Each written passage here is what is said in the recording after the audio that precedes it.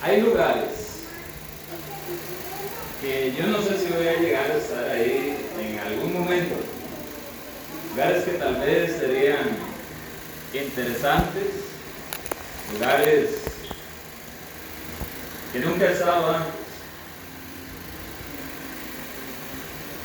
Estos lugares tienen algo en particular y es que por lo general de acceso para las personas.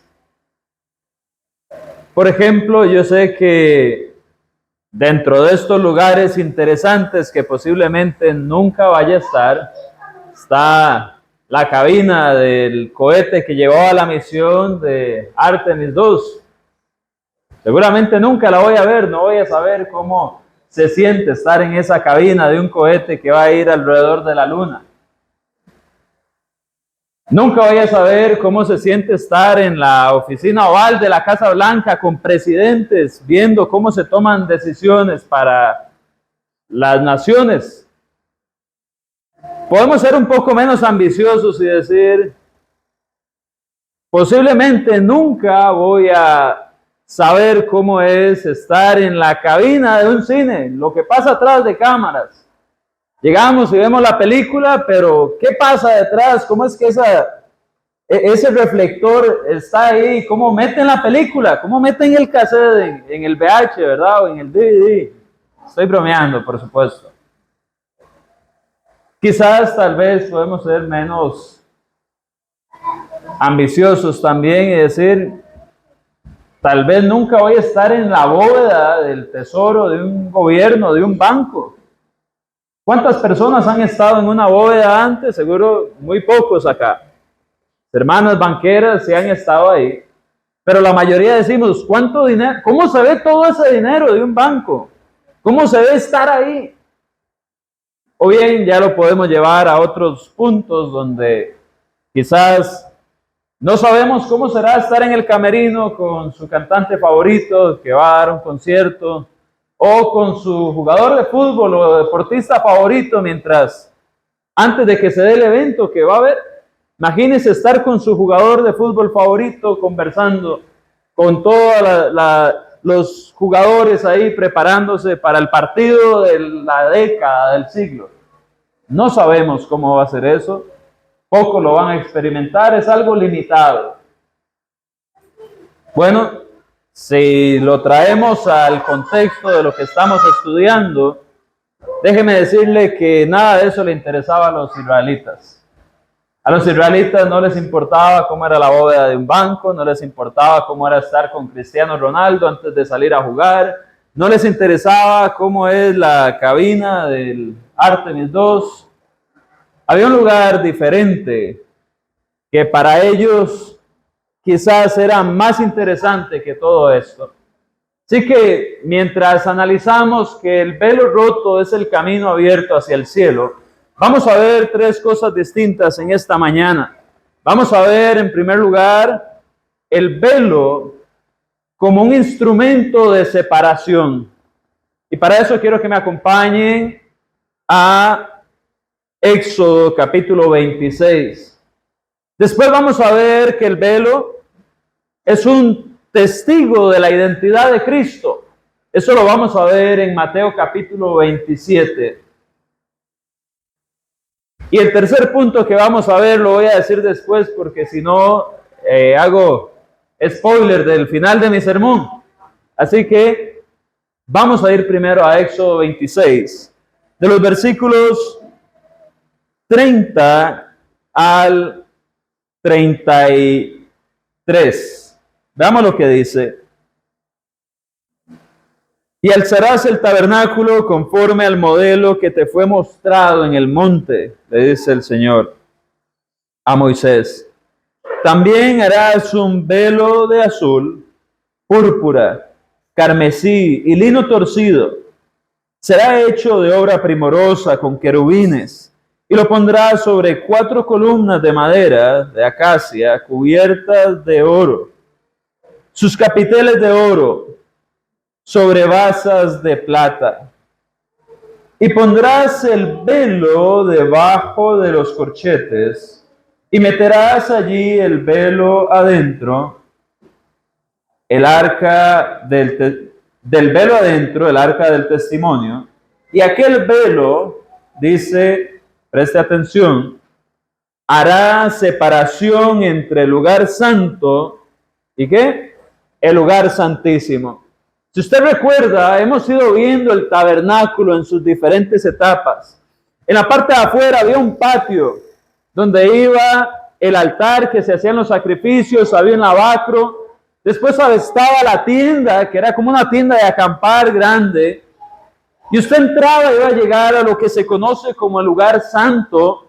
Ahí los sacerdotes iban a ministrar, iba a haber un candelabro, un incensario, una mesa con panes, 12 panes. Y dentro de este tabernáculo iba a haber una separación en medio. Y ahí es donde encontramos esto, que no es una puerta, es un velo. Y este velo iba a ser a su vez la separación del lugar santo con el lugar santísimo. Es importante entender que el velo hacía una separación. Déjeme explicarme. El texto nos da detalles sobre los colores, nos da detalles sobre la forma en que la tela tenía que ser trabajada, sobre cómo debía de ser montado este velo que el sacerdote iba a tener que mover para pasar al lugar santísimo. Y cuando usted ve los detalles, usted ve cosas hermosas, vea los colores, vea todo lo que eso lleva. Normalmente cuando ponemos cortinas, ponemos algo que va a estar donde nosotros habitamos, ponemos esto pensando en la decoración. Y cuando vemos acá en el texto, pudiéramos llegar a la idea de que, qué bonito. Dice acá, el velo era azul y púrpura y carmesí y lino, y será hecho de obra, dice, primorosa, es decir, tenía que ser algo detallado, hecho por un artista con mucha habilidad. Iba a tener querubines en el velo, iba a estar decorado, iba a ir sobre instrumentos que estaban forrados de oro. Esto es algo pero muy hermoso de lo que estamos hablando. Este velo era bello, pero no se confunda. El velo no era una obra diseñada para decorar. Sí nos dice mucho la decoración que tiene el velo. Nos habla de nuestro Dios, es un Dios detallista. Él pone atención a los detalles y también es un Dios que especifica, un Dios demandante. Que se haga así, de esta manera, de esta manera, de esta manera. A Él le interesa que las cosas se hagan conforme a su pensamiento. También nos dice otras cosas maravillosas como nuestro Dios. Él es un artista, Él es una persona que lo que fluye de Él es hermoso, es bello. Él es un diseñador inteligente. Él no es la naturaleza. Quizás usted ha escuchado de la madre naturaleza. Hay que cuidar la madre naturaleza, dicen algunos. Y otros dicen, Dios está en todo, en los árboles, en las plantas, en todo está Dios. Bueno, si yo voy y le pregunto a una planta algo, no me responde. Si yo le pregunto a un animal, si acaso se acerca para que le dé comida. Cuando nosotros vemos a nuestro Dios, es un ser inteligente, con decisiones, con deseos, con emociones, con un plan claro de lo que quiere que se haga. Y el velo es muestra de todo eso. Era un velo hermoso, pero definitivamente no era decorativo. Usted puede ver que el versículo 33 nos dice el propósito de este velo. Y es que este velo era un lugar santo, que este velo iba a hacer separación entre el lugar santo y el lugar santísimo. Este velo iba a limitar el acceso. Y esa separación es muy importante. Ahora, yo les estaba haciendo la comparación de la bóveda del banco, de la cabina donde van los astronautas en esta nave de la misión espacial, del camerino. A los israelitas no les importaba eso, pero yo creo que si usted y yo hubiéramos estado ahí entre el pueblo de Israel, hubiéramos querido saber cómo era el lugar santísimo. Aún muchos sacerdotes se preguntaban qué era entrar en este lugar santísimo. ¿Por qué? Porque no todos los tipos de sacerdotes hacían lo mismo. Algunos se encargaban de utensilios, otros de la tienda, y además un solo sacerdote entraba una vez al año. Moisés fue el único que abundantes veces pudo entrar y salir porque él llegaba, entraba al lugar santísimo, escuchaba al Señor y volvía a salir. Entonces imagínense al pueblo ver a Moisés que entraba en el tabernáculo y volvía y decía, vamos a hacer esto. Estas son las instrucciones del Señor. Así ha dicho el Señor. Imagínense a la gente preguntándose, ¿cómo él sabe eso? ¿Qué pasó ahí? ¿Cómo se lo dijeron? ¿Tuvo una visión? ¿Hubo una voz? ¿Se apareció el Señor? ¿Una silueta? ¿Cómo era aquello? Bueno, también cuando el Señor estaba con el pueblo, justo arriba del lugar santísimo había una columna de nube. Y en la noche una columna de fuego. Pero las personas no podían entrar al lugar santísimo. Cuando Nadab y Abiú ofrecieron en Levítico 10 incienso extraño, adivinen qué pasó. Ustedes lo saben. Fuego del lugar santísimo los consumió. Porque ellos habían desobedecido trayendo un fuego extraño en su incienso. O para su incienso. Ellos podían preguntarse, ¿qué es lo que pasa ahí? ¿Cómo es eso? Incluso los sacerdotes entraban y como solo el sumo sacerdote una vez al año podía ir al lugar santísimo, entraban los sacerdotes, prendían las luces, prendían el incienso y volvían a ver hacia el velo y sabían que no podían ir ahí. Imagínense que si Nadab y Abiú fueron consumidos por fuego, imagínense la atención del pueblo de Israel, esperando cada vez que se hacía el sacrificio de expiación, ese día que entraba el sacerdote al lugar santísimo, y cómo ellos iban pensando, ¿será que hizo todo bien? ¿Se habrá purificado bien? Si Nadab y Abiú murieron porque usaron un fuego que no era, ahora imagínense el perdón de los pecados de toda la nación en las manos del sumo sacerdote, ingresando con la sangre que iba a ir a salpicar al lugar santo, y el mismo sumo sacerdote pensando, ¿será que hice todo el ritual bien? A, B, C, D. Y si entro al lugar santísimo y no me lavé bien, o no hice el protocolo como era, y si muero allá adentro, y la gente afuera pensando, ¿estará vivo? ¿Estará hablando con Dios? ¿Estará todavía salpicando la sangre del sacrificio? Y luego el sacerdote salía y la expiación había sido hecha. Pero la gente estaba fuera de la expectativa. ¿Qué va a pasar? ¿Qué sigue? ¿Irá a salir con fuego como Nadab y Abiú? ¿O irá a salir y nosotros estuvimos perdonados? Ese lugar era separado porque Dios había puesto el velo. Hermanos, Dios es un Dios verdadero. No nos equivoquemos. No pensemos que Dios es como los ídolos.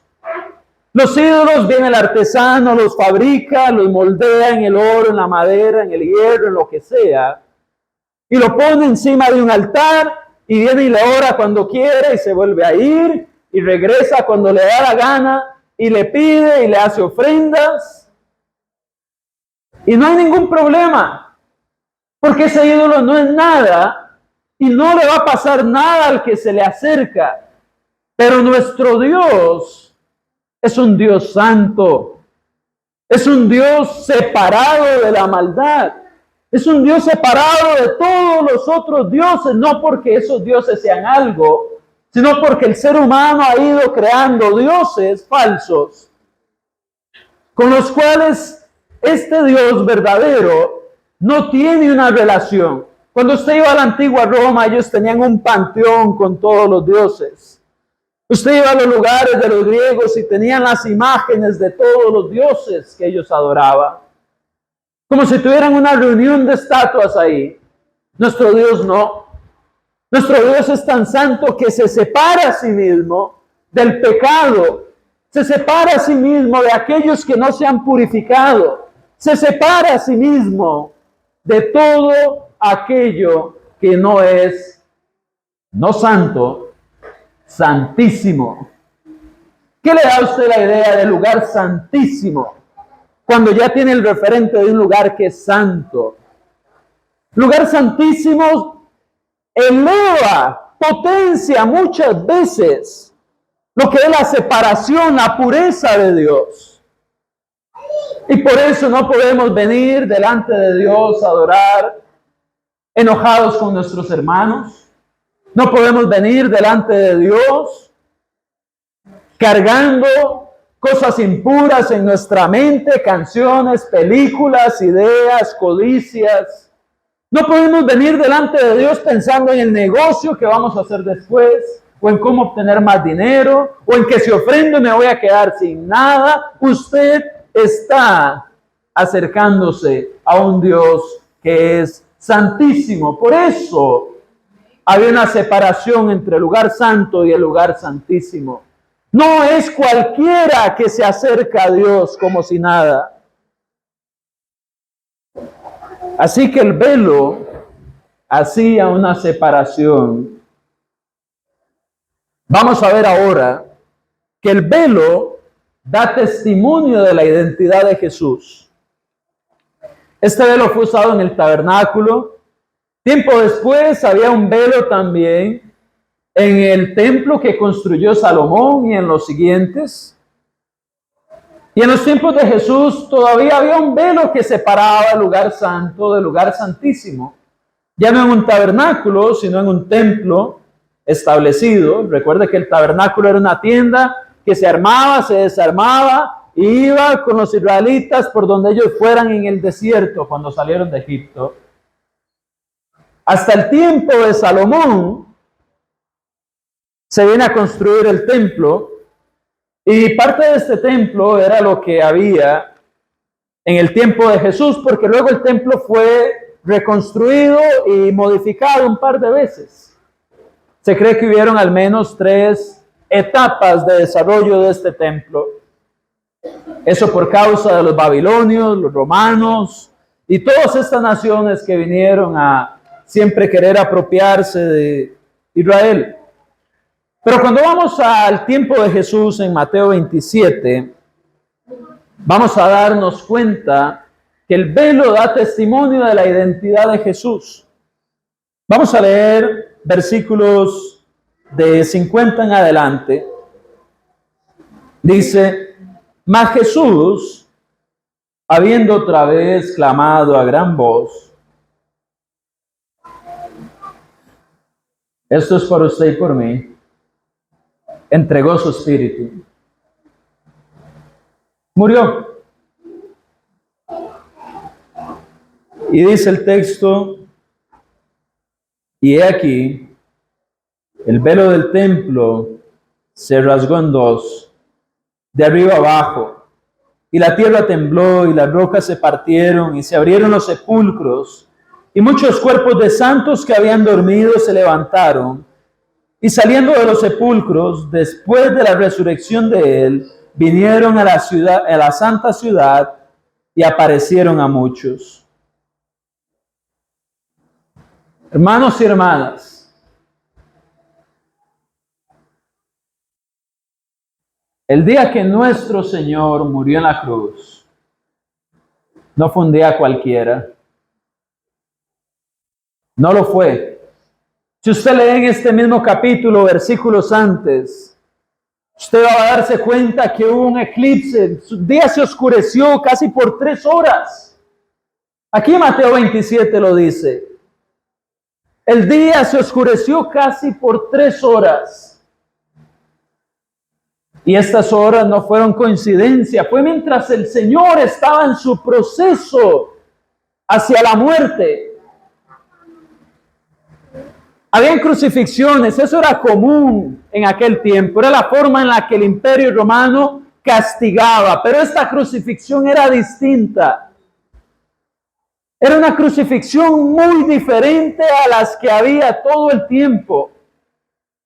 Porque esta crucifixión era de un hombre santo, de un hombre que no había sido criminal, de un hombre que estaba demostrando su amor de una forma que nadie lo haría. Así hubieran crucificados día tras día, ninguno estaba ahí porque amaba a sus discípulos y quería darles vida eterna. Ellos estaban ahí porque eran criminales. ¿Qué manera tan particular de mostrar el amor? Usted ha leído que el amor es sufrido en 1 Corintios 13. ¿Cuánto sufrió el Señor en esa crucifixión entre azotes, clavos, corona de espinas, burlas, golpes, bofetadas? ¿Cuánto sufrió el Señor? Léalo y se va a dar cuenta que no hay muestra de amor más grande que aquel que da la vida por sus amigos. El Señor lo hizo por nosotros. Y estando ahí en esa cruz, pasaron cosas increíbles. Usted vio que hubo un terremoto, dice el texto, y se partieron, no las calles, no, las rocas. ¿Cómo se parte una roca? ¿Cuánto tiene que ser la magnitud de ese terremoto? Y se abrieron las tumbas. Y los muertos salieron y se presentaron a la ciudad.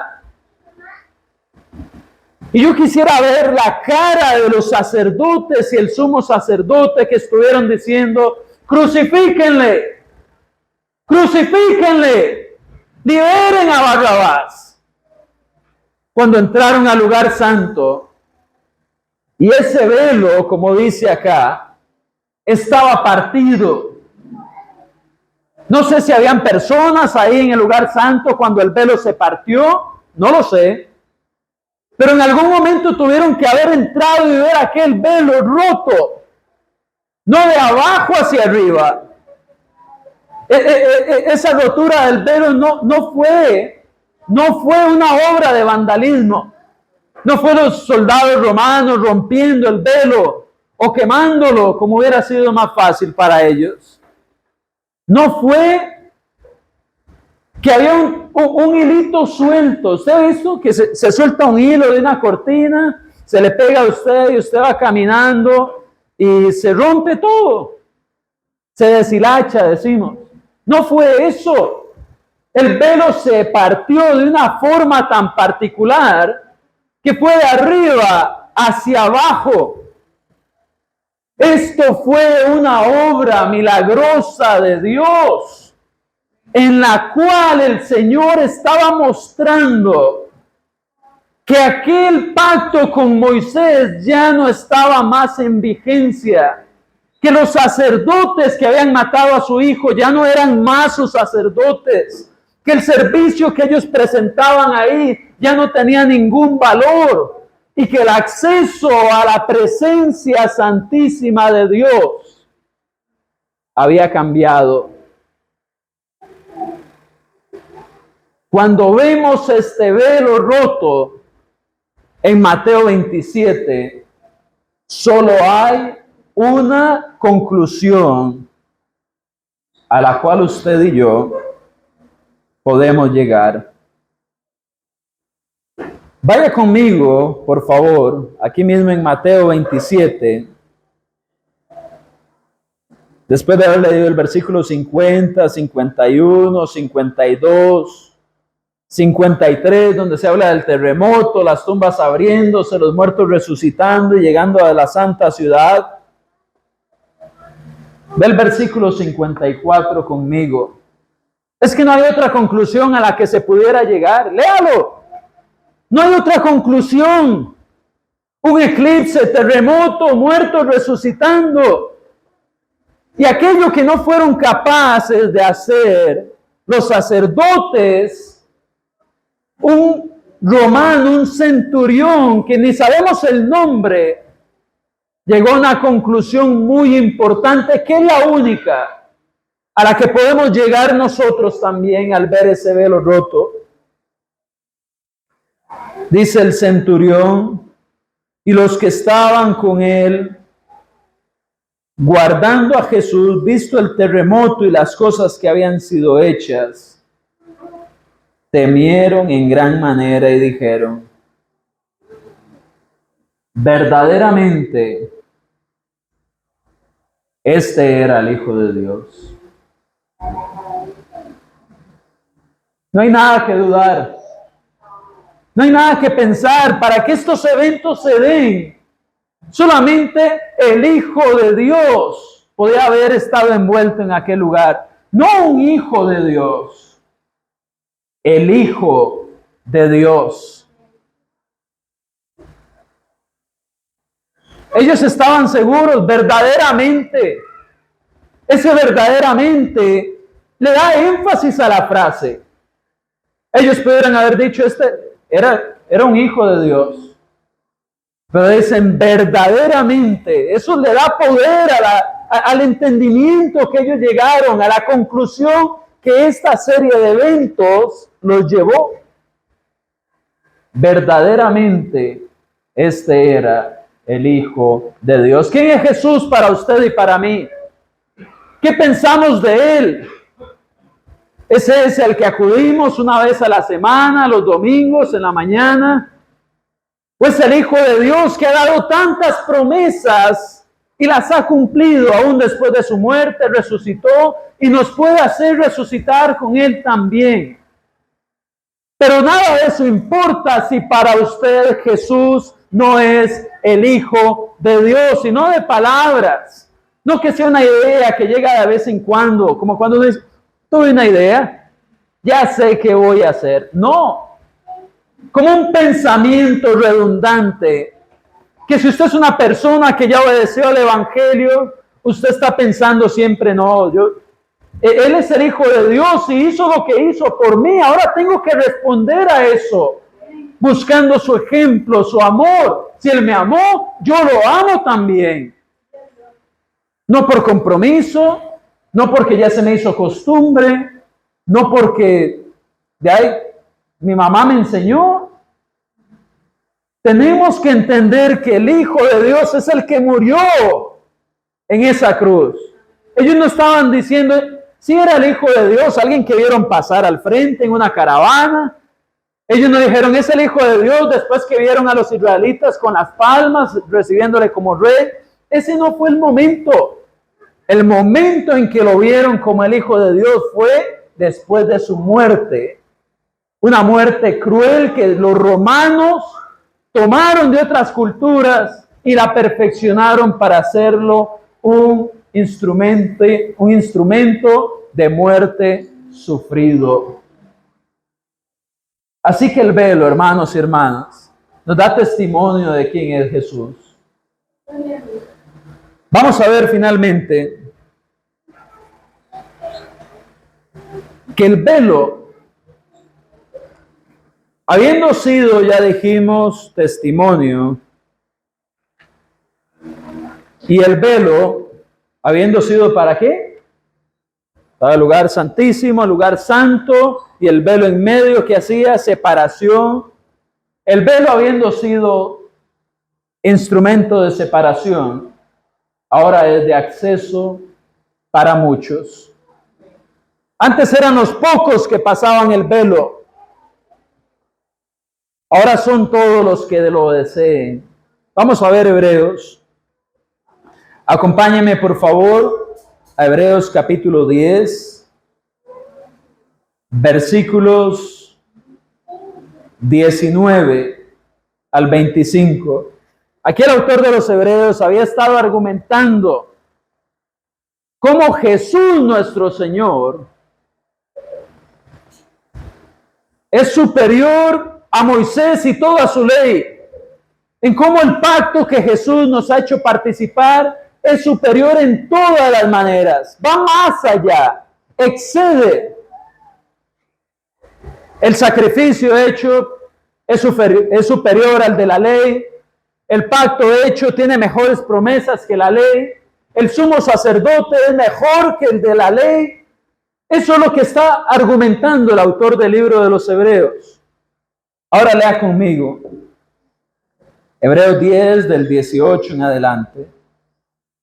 Pues donde hay remisión de estos, hablando de los pecados, ve el 17, y nunca más me acordaré de sus pecados y transgresiones. Pues donde hay remisión de estos, no hay más ofrenda por el pecado. Así que, hermanos, teniendo libertad para entrar en el lugar santísimo por la sangre de Cristo, por el camino nuevo y vivo que Él nos abrió a través del velo, esto es, de su carne, y teniendo un gran sacerdote sobre la casa de Dios, acerquémonos con un corazón sincero, en plena certidumbre de fe, purificados los corazones de mala conciencia y lavados los cuerpos con agua pura. Mantengámonos firmes sin fluctuar la profesión de nuestra esperanza, porque fiel, ¿cómo es? Fiel, digno de confianza, alguien que cumple, fiel es el que prometió. Y considerémonos unos a otros para estimularnos al amor y las buenas obras. ¿Cómo hacemos eso? Aquí nos dice, no dejando de congregarnos como algunos tienen por costumbre, sino exhortándonos, y tanto más cuando veis que aquel día se acerca. ¿Cuál es el velo ahora? El velo, el autor de los Hebreos nos lo muestra, y ya no es una tela, ya no es una obra de arte, ahora es el Salvador del mundo y su carne. Y veamos cómo Él nos ha dado un libre acceso. Antes era uno al año, una persona al año, y el resto del pueblo dependía de que ese único que entraba hiciera las cosas bien, para ver si acaso eran perdonados. Pero ahora, Dios, habiendo olvidado los pecados que cometimos y teniendo, dice acá, libre acceso. Antes era una separación el velo, pero ahora el cuerpo de Cristo que fue ofrecido y que es la iglesia, nos conectan de estar en el lugar terrenal, ahora poder acceder al lugar santo y al lugar santísimo.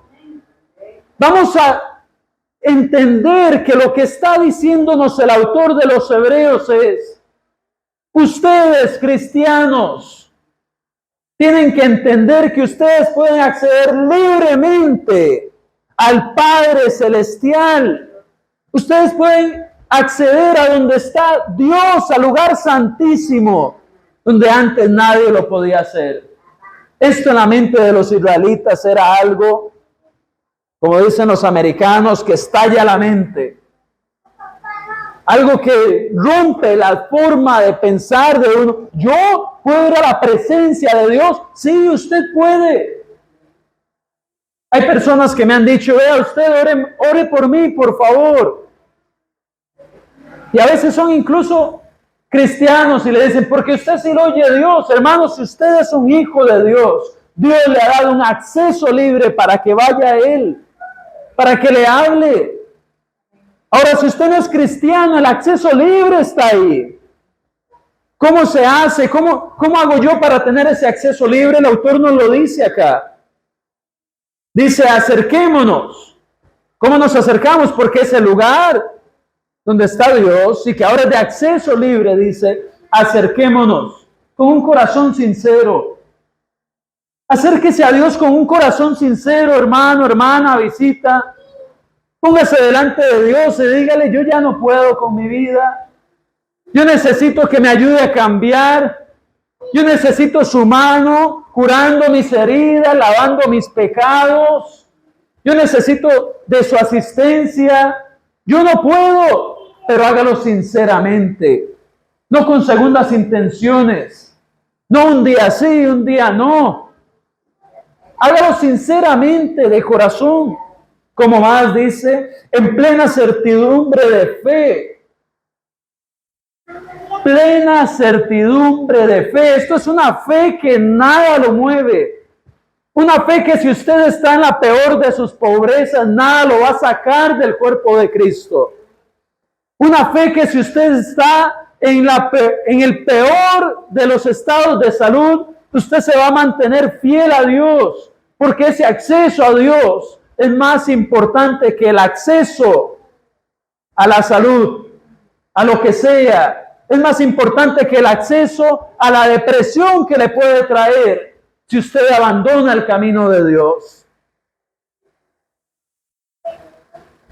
Un corazón sincero en plena certidumbre de fe. Esa es la fe como la de Abraham. Dejó su casa, su tierra y se fue a un lugar que no conocía. Esa es la fe de Pedro, que le dijeron, vamos a ser pescador de hombres. Y dejó sus redes y siguió al Señor. ¿Dónde llega nuestra fe? Es una buena pregunta para hacernos. Pero es la única manera de acercarnos libremente. Un corazón sincero y plena certidumbre de fe. Ahora, vea lo que dice acá.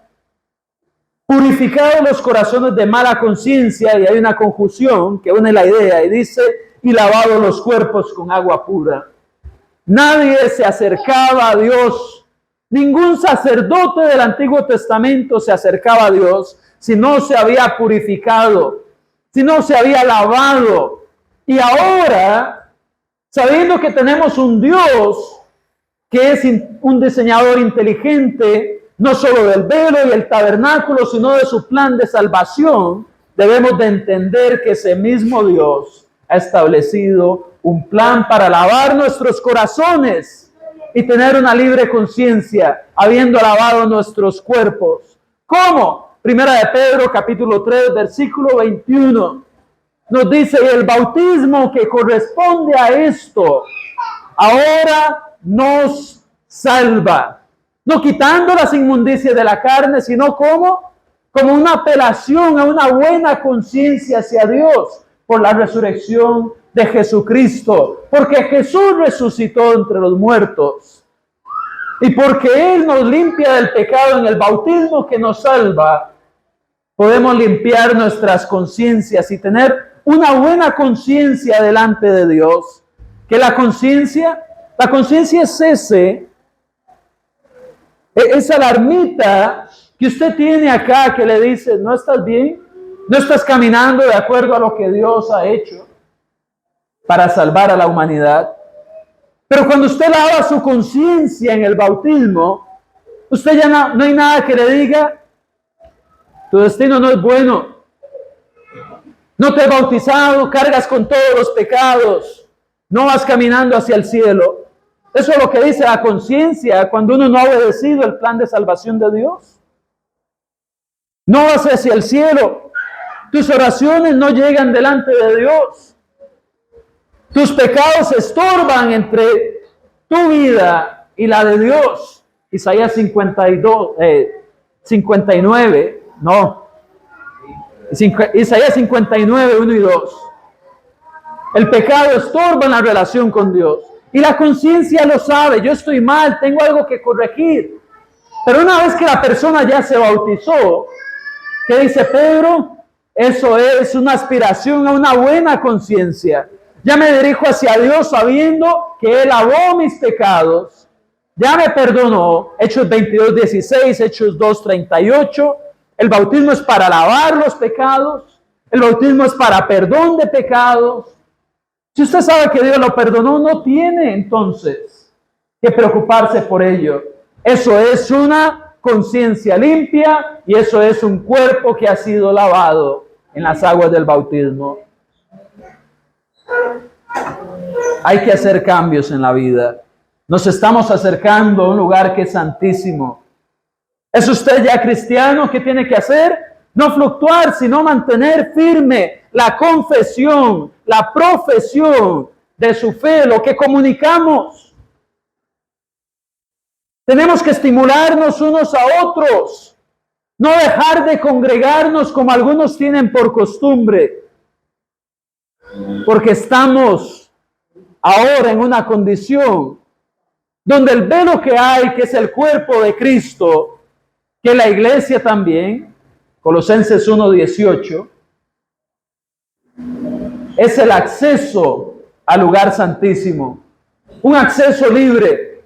¿Es usted ya cristiano? Tiene el acceso libre, manténgase firme en la profesión de su fe, estimule a sus hermanos a las buenas obras y al amor. No es cristiano aún, nos está visitando, nos acompaña hoy por una, dos o millonésima vez, no importa. Dios le está diciendo cómo purificar su conciencia, cómo acceder a Él. Hoy no podemos volver a casa igual que a como vinimos. El velo hacía separación antes y confirmó quién era Jesús. Pero ese no es el mismo velo que hay ahora.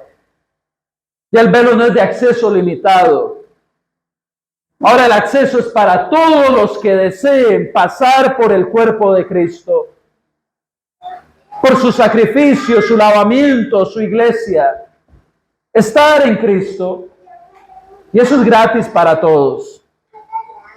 Si usted quiere entrar al camerino con su jugador, su deportista favorito, va a tener que pagar mucho dinero.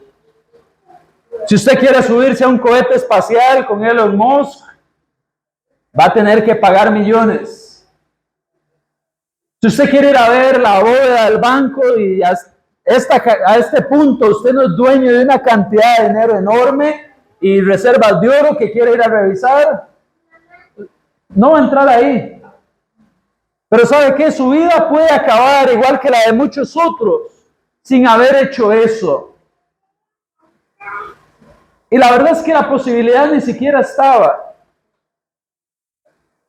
Pero yo no le recomiendo que su vida acabe, igual que la de muchos otros, sin la posibilidad de entrar al lugar santísimo, a la presencia de Dios. Porque eso es algo que si usted no lo hace, no es porque no pudo, no es porque no tuvo dinero, no es porque no tuvo tiempo, no es porque no tuvo la oportunidad. Dios está llamando a voces desde hace años a través de este libro y diciéndole: el acceso es libre y abierto a través de la carne de Cristo, a través de su cuerpo. Y hoy le está llamando. Si ya usted es cristiano, siga entrando a esa presencia. No la deje. Si usted salió y olvidó regresar, hoy es el día para hacerlo. Regrese hoy. Y si usted nunca ha purificado su corazón y no tiene una conciencia limpia, no hay nada que esperar. La oportunidad está ahí. El freno realmente es su decisión. Y mientras usted no decide, la respuesta es no. Pero si usted sí decide, el resultado es su comunión con Dios. Así que los que quieran recibir esa invitación, los que tengan algo y quieran cambiarlo en su vida el día de hoy, les invito a que se queden de pie después del himno de invitación.